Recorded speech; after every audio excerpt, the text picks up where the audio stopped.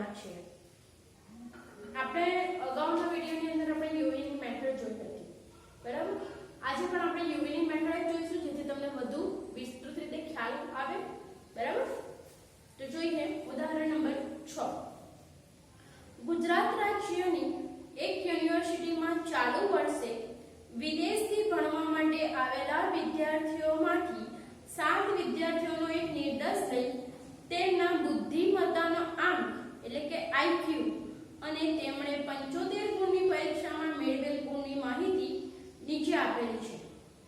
વિદ્યાર્થીઓ આપ્યા છે, 1 થી 7 વિદ્યાર્થી દીધેલા છે, તેમના આઈક્યુ આપ્યા છે અને ગુણ આપ્યા છે જે તમને બોર્ડ પર દેખાશે। આ પરથી y ની x પરની નિયત સંબંધ રેખા મેળવો એટલે કે y કેપ મેળવવાની છે અને કોઈ વિદ્યાર્થીનો આઈક્યુ 120 હોય તો તેના ગુણનું અનુમાન કરો એટલે કે જો તેનો બુદ્ધિમત્તાનો આંક 120 એટલે કે x બરાબર 120 હોય તો ત્યારે કેટલા ગુણ પ્રાપ્ત કરશે તે આપણે અનુમાન લગાવવાનું છે।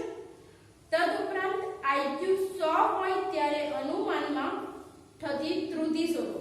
હવે અહીં સુધી તો આપણે જોયું હતું કે જ્યારે આઈક્યુ 120 હોય ત્યારે તે કેટલા ગુણ પ્રાપ્ત કરશે એ આપણે જોયું, પણ આ દાખલાની અંદર બીજું નવું એડ છે જે તમે ભૂલતા નહીં। વિદ્યાર્થીઓ અહીંયા ભૂલ કરો છો કે ફક્ત એકવાર આઈક્યુ 120 લઈને તમે x ની કિંમત મૂકીને ડાયરેક્ટ તમે y કેપ શોધી લો છો અને પછી તમે આગળ વાંચતા જ નથી। પણ અહીંયા આપણે બે આઈક્યુ આપ્યા છે, બે x ની કિંમત મૂકવા એટલે અહીંયા અત્યાર સુધી આપણે ફક્ત એક જ વાર x ની કિંમત મૂકતા હતા, પણ અત્યારે આપણે બે x આપેલા છે એટલે બે વાર આપણે x ની કિંમતની ગણતરી કરવાની છે અને ત્યાર પછી ત્રુટિ શોધવાની છે। ત્રુટિ કે જેને આપણે e કહીશું, બરાબર, સ્મોલ e। એ ત્રુટિ એક આ દાખલાની અંદર નવું છે તો આ દાખલો ઇમ્પોર્ટન્ટ છે, જોઈ લેજો, બરાબર। તો આપણે દાખલાની શરૂઆત કરીએ। તો સૌપ્રથમ આપણને અહીંયા આપવામાં આવ્યું છે આઈક્યુ અને ત્યાર પછી આપવામાં આવ્યું છે ગુણ। તો આપણે આઈક્યુ ને શું કહેશું? x, બરાબર। તો આને આપણે લખી દઈએ x, ગુણને કહેશું y। તો સૌપ્રથમ આપણે દાખલાની શરૂઆત કરીએ છીએ x બાર અને y બાર, જેના પરથી આપણને ખબર પડશે કે અહીંયા આપણે કઈ પદ્ધતિ કઈ મેથડ યુઝ કરવાનો છે, બરાબર ને।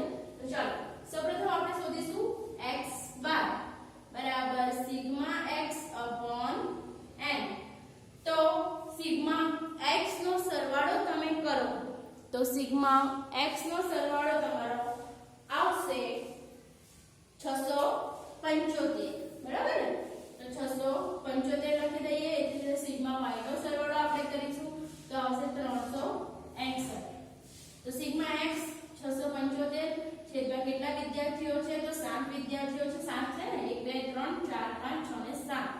તો 675 ભાગ્યા 7 કરો એટલે તમારો જવાબ આવશે 96.43। તો આ તમને મળી ગયો x બાર। ત્યાર પછી આપણે જોઈશું y બાર। y બાર બરાબર સિગ્મા y upon n। તો સિગ્મા y નો સરવાળો છે 361 છેદમાં n 7।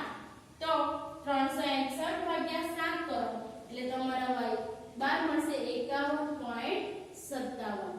હવે જોઈ લો x બાર અને y બાર શોધાઈ ગયા પછી આપણે નક્કી કરવું પડશે। તો જોઈ લઈએ x બાર અને y બાર બંને તમને કેવા દેખાય છે? અપૂર્ણાંક એટલે કે પોઈન્ટમાં છે। અપૂર્ણાંક હોય ત્યારે બીજી રીત જોઈએ તો x અને y બંનેની રકમ પણ કેવી છે? મોટી છે। 50 કરતા રકમ મોટી છે, મોટી હોય ત્યારે આપણે કયું સૂત્ર લઈએ છીએ? u v નું, જે આપણે અગાઉના વિડિયોમાં પણ જોઈ ગયા હતા। તો હવે u v નું સૂત્ર આપણે લેવાનું છે। હવે જ્યારે પણ તમે u v નું સૂત્ર લેવાના હો ત્યારે તમારે એ પણ પહેલા નક્કી કરી લેવાનું કે અહીંયા લંબાઈ સરખી થાય છે કે નહીં।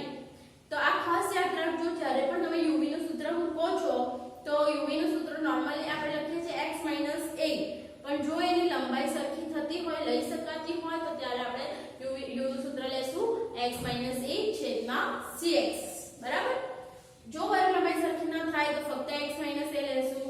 તો અહીંયા જોઈ લઈએ આપણે કે x માં વર્ગ લંબાઈ સરખી લઈ શકાય એવું છે। તો જો અહીંયા 85 એટલે કે 5 5 છેલ્લો આંકડો તમારે મતલબ જોવાનો, છેલ્લા આંકડો 5 હોય 0 હોય ફક્ત તો તમે 5 5 ની લંબાઈ લઈ શકો, 10 10 ની પણ લઈ શકાય। ફક્ત 0 ના આંકડા હોય તો 10 ની લઈ શકાય, 5 ના 5 0 બંને સાથે હોય તો તમે 5 ની પણ લઈ શકો. તો અહીંયા જોઈ લઈએ 5 5 છેલ્લા 0 0 0 5 0 એટલે કે આપણે 5 ની લંબાઈ લઈ શકાય.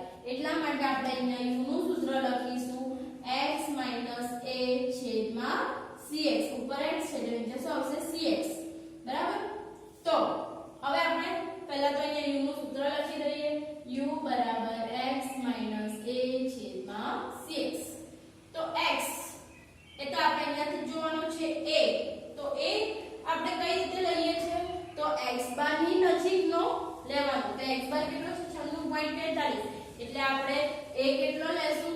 હવે જોઈ લો કે અહીંયા 96 છે નથી તો આપણે 95 લઈ લઈએ. 95 ની નજીકનું કહેવાય ને એટલે આપણે x બરાબર a એટલે શું લેશું આપણે 95 છેદમાં cx. આપણે જોઈ લંબાઈ કેટલી લઈ શકાય આપણાથી 5. તો અહીંયા હું a ની બાજુમાં લખી દઉં 95 ને અહીંયા x ની બાજુમાં આપણે લખી દેવાનું 5 જેથી આપણે સરળ થાય. બરાબર. તો એ જ રીતે આપણે v નું સૂત્ર પણ પહેલા મૂકી દઈએ. તો v નું સૂત્ર શું આવે તો પહેલા એની લંબાઈ જોઈ લઈએ. જો 46 એટલે 6 0 0 5 0 0 0 એટલે અહીંયા 0 છે પણ અહીંયા 5 પણ છે અને 6 પણ છે. 46 અને 45 એટલે કે 5 પણ નહીં લઈ શકાય 10 પણ નહીં લઈ શકાય. બરાબર. 5 લઈએ તો 46 ની લંબાઈમાં ફરક આપણને પ્રોબ્લેમ થશે. 10 પણ નહીં લઈ શકાય. બરાબર. એટલે કે અહીંયા y ની લંબાઈ સરખી થતી નથી તો નહીં લેવાની. તો અહીંયા ફક્ત y નું સૂત્ર આપણે શું લેશું y - b એટલે કે અહીંયા સિવાય આપણે લેશું નહીં. તો હવે b કઈ રીતે લેશું તો y બાર ની નજીકનો કોઈ પણ કિંમત લઈ શકાય. તો y બાર કેટલો છે 51.57. તો જોઈ લઈએ y માં 51 છે તો નથી. તો 51 નથી તો 51 ની નજીકનો આપણે 50 દેખાય છે તો આપણે 50 લઈ લઈશું. એટલે કે v બરાબર આપણે શું લેશું 50. તો અહીંયા પણ આપણે લખી દઈએ v બરાબર y - b અને b ની ઉપર આપણે લખી દઈશું 50. આ રીતે લખી દો તો તમને સરળતા પડશે. બરાબર. હવે આપણે u અને v ની ગણતરી કરીશું. તો u ની ગણતરી કઈ રીતે હું તમને એક એક્ઝામ્પલ અહીંયા હું બતાવી દઉં છું. એ જ રીતે આપણે બધું આપણે ગણતરી કરીશું. આ v તો આપણે અગાઉ જોઈ ગયા છે તો તમને આવડશે જ. ફક્ત આની હું તમને ગણતરી બતાવી દઉં છું. તો x અહીંયા કેટલું છે 85. તો 85 - 95 છેદમાં 5. 85 - 95 એટલે -10 છેદમાં 5 એટલે જવાબ કેટલા આવશે -2. ખ્યાલ આવી ગયો. તો એ જ રીતે આપણે પહેલી રકમ મળી -2. આ જ રીતે આપણે આ દરેક રકમની ગણતરી કરવાની છે. તો 95 - 95 છેદમાં 5. 95 માંથી 95 જાય એટલે 0 0 ભાગ્યા 5 એટલે શું થઈ જશે 0. બરાબર. એ જ રીતે 100 100 - 95 એટલે 5 5 - 5 5 ભાગ્યા 5 એટલે 1. 90 - 95 એટલે -5 છેદમાં 5 એટલે -1. ત્યાર પછી 110 - 95 ભાગ્યા 5 એટલે 3. 125 - 95 ભાગ્યા 5 એટલે મળશે 6. 70 - 95 ભાગ્યા 5 એટલે તમને મળશે -5. બરાબર. તો આ રીતે આપણે u ની ગણતરી કરવાની છે. હવે આપણે અગાઉ જોઈશું v એટલે તો સિમ્પલ જ છે y - b. તો y એટલે 46 46 - 50 એટલે -4. 50 - 50 0 50 - 50 0. 45 - 50 -5 60 - 50 10 70 - 50 20 અને 40 - 50 -10.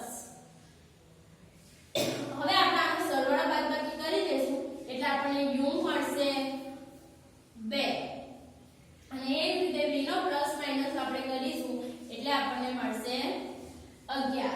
બરાબર. તો હવે આપણે જોઈશું uv એટલે કે u અને v નો ગુણાકાર. તો u અને v નો ગુણાકાર થશે માઈનસ માઈનસ શું થઈ જાય પ્લસ. 4 દુ 8 આ 0 0 0 ગુણ્યા 1 0 માઈનસ માઈનસ છે એટલે પ્લસ થઈ જશે. 5 એકા 5 10 ગુણ્યા 3 30 6 ગુણ્યા 20 120 અને માઈનસ માઈનસ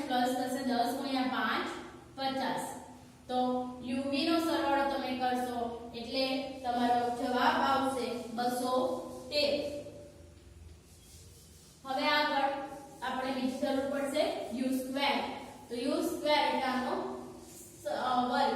તો -2 ગુણ્યા -2 બંને માઈનસ માઈનસ થઈ જશે પ્લસ. 2 દુ 4 0 1 માઈનસ માઈનસ પ્લસ થઈ જશે એટલે 1 3 તાલી 9 6 છામ 36 અને 5 પચામ 25. તો u સ્ક્વેર નો તમે સરવાળો કરશો એટલે તમારો સરવાળો આવશે 76. બરાબર. હવે આપણે સૂત્ર મૂકીશું. તો સૂત્ર જોઈએ b બરાબર n sigma uv minus sigma u sigma v છેદમાં n sigma u square minus sigma u નો હોલ સ્ક્વેર. આ સૂત્ર અત્યાર સુધી આપણે મૂકતા હતા. બરાબર. જ્યારે આપણે cx અને cy નહીં લેતા હતા ત્યારે. હવે cx અને cy જ્યારે નથી લેતા તો આ સૂત્ર મૂકવાનું. પણ અહીંયા આપણે cx લીધું છે. cx લીધું છે એટલા માટે આ સૂત્રમાં આપણે એડ કરીશું ગુણ્યા cy ના છેદમાં cx. આ ખાસ યાદ રાખજો. ઘણા વિદ્યાર્થીઓ ઉતાવળમાં cy છેદમાં cx લખતા જ નથી અને પરિણામે આખો દાખલો સાચો હોવા છતાં પણ ખોટો પડે છે અને અહીંયા સ્ટેટમાં કોઈ અડધા દાખલાના માર્ક્સ મળતા નથી. તો અકાઉન્ટની અંદર આપણને એન્ટ્રીના માર્ક્સ મળે પરંતુ સ્ટેટમાં તો જે મેઇન જવાબ હોય b a એ બધા જવાબ જ ચેક કરવામાં આવે છે. હા, તમારો b નો જવાબ સાચો હોય તો તમને અને એનો ખોટો હોય તો તમને અડધા માર્ક્સ મળી શકે. પરંતુ તમારો b જ ખોટો હોય તો આ ગણતરીના કોઈ માર્ક્સ મળતા નથી. તો આ ખાસ ધ્યાન રાખજો. જ્યારે પણ આપણે u માં u બરાબર x a છેદમાં cx અને b બરાબર y b છેદમાં cy લઈએ છીએ ત્યારે b ના સૂત્રમાં પણ ગુણ્યા cy ના છેદમાં cx કરવું. તો હવે સૂત્રમાં કિંમત મૂકી દઈએ. n એટલે 7 uv નો સરવાળો આવ્યો 213 માઈનસ સિગ્મા u નો સરવાળો છે 2 v નો સરવાળો છે 11 છેદમાં n એટલે 7 સિગ્મા u સ્ક્વેર. તો u સ્ક્વેર નો સરવાળો આપણે જોયો 76 માઈનસ સિગ્મા u. તો સિગ્મા u નો સરવાળો છે 2 નો વર્ગ ગુણ્યા cy. હવે જો અહીંયા આપણે cy નથી લીધું તો એની માટે આપણે નથી લીધું પણ અહીંયા સૂત્રમાં તો મૂક્યું છે તો નથી આપણે cy ની કોઈ લંબાઈ જ નથી તો આપણે 1 લઈ શકાય. તો અહીંયા cy ની જગ્યાએ આપણે શું મૂકી દઈશું x. એટલે જ્યારે cy નથી લેતા અથવા તો cx નથી લેતા કોઈ લંબાઈ નથી હોતી તો ત્યારે 1 મૂકી દેવાનું. બરાબર. તો cx આપણે કેટલા લીધેલા હતા જોઈ લો. cx બરાબર આપણે શું લીધું હતું 5 એટલે 5. હવે એની ગુણાકાર કરીએ તો 7 ગુણ્યા 213 કરો. 7 ગુણ્યા 213 કરશો એટલે તમને જવાબ મળશે 1491. 1491 માઈનસ 2 ગુણ્યા 11 22 છેદમાં 7 ગુણ્યા 76 કરો એટલે તમને મળશે 532 માઈનસ 2 નો વર્ગ 4 ગુણ્યા 1 1491 માઈનસ 22 કરો એટલે 1469 છેદમાં 532 માઈનસ 4 કરો એટલે 528 ગુણ્યા 1 હવે 1459 ગુણ્યા 1 એટલે 1459 છેદમાં 528 ગુણ્યા 5 કરો એટલે 2640. કેટલા મળશે 2640. હવે 1459 ભાગ્યા 2640 કરો એટલે તમને b મળશે 0.5564. હવે 55 પછી 6 છે એટલે આપણે b બરાબર લખીશું b બરાબર 0.56 લઈ શકાય. બરાબર. 5 પછીનો આંકડો હોય તો આપણે આગળ 1 ઉમેરી દેવાનું. હવે આપણે શોધીશું a. આપણે a અને b બંનેની જરૂર છે એટલા માટે હવે આપણે શોધીશું a. તો a નું સૂત્ર શું આવશે y બાર - b x બાર. તો y બાર આપણે કેટલો શોધ્યો 51.57. 51.57 માઈનસ b આપણે કેટલો શોધ્યો 0.56 કૌંસમાં x બાર. તો x બાર આપણે શોધ્યો 96.43 એટલે અહીંયા લેશું 96.43 96.43. હવે 51.57 ને જવા દેશું. 0.56 ગુણ્યા 96.43 કરો એટલે તમને મળશે 54.0008. હવે 51.57 માઈનસ 54.0008 કરો એટલે તમને મળશે -2.4308. આ તમને મળી ગયું a. તો a અને b તમને મળી ગયા, બરાબર. હવે અગાઉ આપણને કીધું છે કે જ્યારે વિદ્યાર્થીનો IQ 120 હોય ત્યારે તેનો અંદાજિત ગુણ એટલે એને કેટલા ગુણ પ્રાપ્ત કર્યા હશે તે આપણે શોધવાનું છે. તો હવે આપણે એની ગણતરી કરીશું. હવે આપણે ત્રુટિ જોવાના છે. સૌપ્રથમ તો આપણે પહેલા તો નિયત સંબંધ રેખા જોવાની છે. તો નિયત સંબંધ રેખા જોઈશું.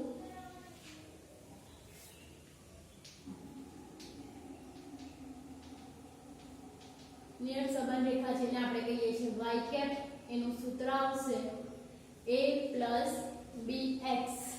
તો a આપણે કેટલો શોધ્યો? -2.4308 વત્તા b. તો b કેટલો શોધ્યો આપણે?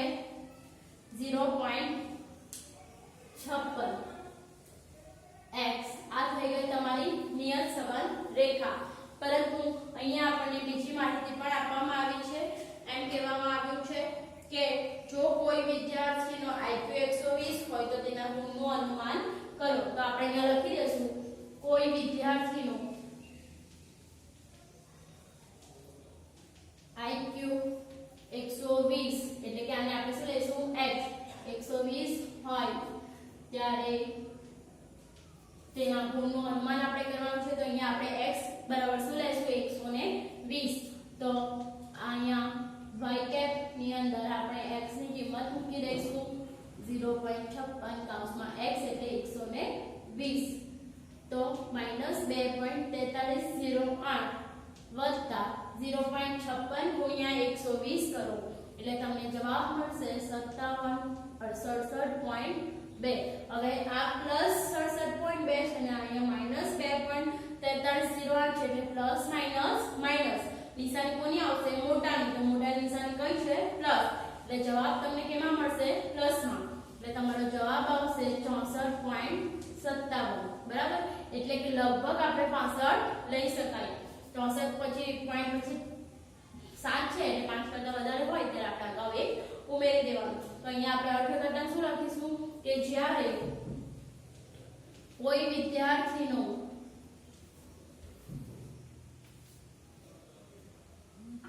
IQ 120 હોય ત્યારે તે અંદાજે 65 ગુણ પ્રાપ્ત કરી શકે છે. બરાબર. આપણે IQ શોધ્યો. હવે અહીં અત્યાર સુધીના દાખલાની અંદર આપણે આટલી જ રકમ આપી હતી, પરંતુ અહીંયા એક વસ્તુ હજી એડ છે જે અંડરલાઈન કરજો કે એમ કે જ્યારે વિદ્યાર્થીનો IQ 100 હોય ત્યારે તેની ત્રુટિ શોધો. તો હવે આપણે બીજું લઈશું કે જ્યારે વિદ્યાર્થીનો IQ 100 હોય. બરાબર. અહીંયા શોધું જ્યારે કોઈ વિદ્યાર્થીનો IQ 120. અહીંયા શું છે? IQ 100. એટલે આને આપણે હવે x બરાબર આપણે કેટલા મૂકવાના છે? 100. તો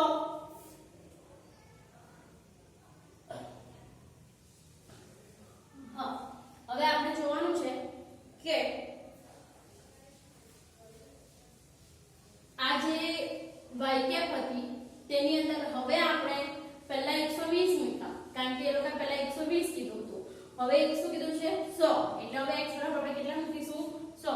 તો આ જ આની અંદર જ આપણે હવે 100 બરાબર કેટલા મૂકવાના છે? x બરાબર 100. તો 0.56 અને x એટલે કેટલા મૂકીશું? 100. તો જોઈએ 2.4308 વત્તા 0.56 ગુણ્યા 100 કરો એટલે આવશે 56. અગાઉ જોઈએ જ પ્રમાણે પ્લસ નિશાની મોટાની આવશે એટલે 56 2.4308 કરીશું એટલે એટલે આપણને મળશે 53.57. હવે અહીંયા જો આપણે એમ કીધું છે કે જ્યારે વિદ્યાર્થીનો આઈક્યુ 100 હોય ત્યારે ત્રુટિ શોધવાની છે. તો ત્રુટિ હવે અહીંયા તો શું કીધું છે 53.57 ક્યારે જ્યારે આઈક્યુ 100 હોય ત્યારે. તો આઈક્યુ એટલે આપણે x ની કિંમત મૂકીએ છે. તો જ્યારે પણ ત્રુટિ શોધવાની કે ત્યારે તમારે મેથડ શું લેવાની છે તો હવે જોજો. x બરાબર આપણે કેટલા લીધા 100. તો અહીંયા આપણે x આઈક્યુ x ની જે કોલમ છે એમાં જોવાનું છે. તો 100 વિદ્યાર્થીના ગુણ વિદ્યાર્થીનો આઈક્યુ 100 છે ત્યારે એ કેટલા ગુણ પ્રાપ્ત કરે છે 50. ફરી એકવાર વિદ્યાર્થી જ્યારે આપણે અહીંયા કીધું છે કે વિદ્યાર્થીનો આઈક્યુ 100 હોય ત્યારે કેટલા ગુણ પ્રાપ્ત કરે એની ત્રુટિ શોધવાની છે. તો અહીંયા આપણે 100 આપી દીધેલા છે. તો જ્યારે વિદ્યાર્થીનો આઈક્યુ 100 છે ત્યારે કેટલા ગુણ પ્રાપ્ત કરે તો એની સામે ગુણ જોવાના છે. બરાબર. તો જ્યારે વિદ્યાર્થીનો આઈક્યુ 100 હોય ત્યારે કેટલા ગુણ પ્રાપ્ત કરી શકે છે 50. જ્યારે અહીંયા તો આપણો જવાબ કેટલો આવ્યો 53.57. એટલે કે અહીંયા એ લોકોએ જણાવી દીધું છે કે જ્યારે વિદ્યાર્થીનો આઈક્યુ 100 છે ત્યારે એ 50 ગુણ પ્રાપ્ત કરી શકે છે અને આપણે જ્યારે ગણતરી કરીએ છીએ ત્યારે 53.57 આવે. એટલે કે અહીંયા ખામી છે. તો ખામી હોય ત્યારે આપણે શું શોધવાનું છે ત્રુટિ. તો ત્રુટિનો આપણે સૂત્ર મૂકીશું. ત્રુટિ જેને આપણે કહીશું સ્મોલ e. ત્રુટિને શું કહીશું સ્મોલ e. તો સ્મોલ e ત્રુટિનું સૂત્ર છે y - y. આ સૂત્ર ખાસ યાદ રાખજો. ત્રુટિનું સૂત્ર શું આવશે e બરાબર y - y. તો અહીંયા y હવે આપણે જોયું કે x ની સામેનો y કેટલો છે 50. તો આ y બરાબર આપણે કેટલા મૂકીશું 50. બરાબર. તો અહીંયા આપણે લખી દઈશું 50 - y. તો y હવે કયો y લેવાનો છે આપણે જે 100 મૂકીને જે ગુણ લીધા તે. તો આપણે કેટલો y આવ્યો 53.57. એટલે તમને ત્રુટિ મળશે -3.57 ગુણ. આ સુધી આપણે ત્રુટિ ખ્યાલ આવી ગયો. ફરીથી એકવાર આ નવું છે રિપીટ કરીશું. જ્યારે વિદ્યાર્થીનો આઈક્યુ 100 હોય ત્યારે ત્રુટિ શોધો એમ કીધું છે. તો વિદ્યાર્થીનો આઈક્યુ 100 એના પરથી આપણે ગણતરી કરી તો આપણને કેટલા ગુણ પ્રાપ્ત થાય છે 53.57. પણ અહીંયા તો એમ કહે છે કે જ્યારે વિદ્યાર્થી 100 ગુણ પ્રાપ્ત જ્યારે વિદ્યાર્થીના આઈક્યુ 100 હોય ત્યારે 50 ગુણ પ્રાપ્ત કરી શકે છે. જ્યારે ખરેખર કેટલા ગુણ પ્રાપ્ત કરી શકે છે 53.57. એટલે કે અહીંયા ત્રુટિ છે. તો ત્રુટિ લેવાની. ત્રુટિનું સૂત્ર મૂકીશું y